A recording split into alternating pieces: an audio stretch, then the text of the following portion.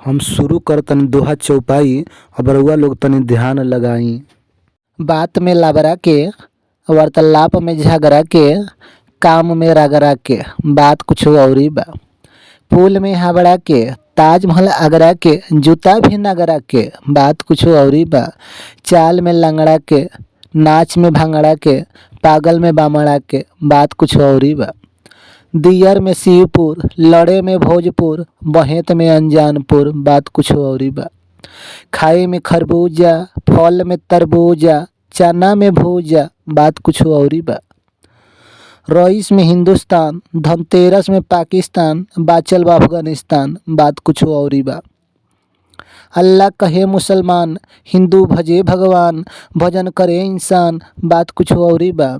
पक्षी में कौआ, जाति में नौआ, आदमी में खोजौआ, बात कुछ अउरी बा। और आप इस तरह की कहानी, कविता, शायरी सुनना चाहते हैं तो मेरे चैनल गहलोत जी कहानी वाले को सब्सक्राइब कीजिए।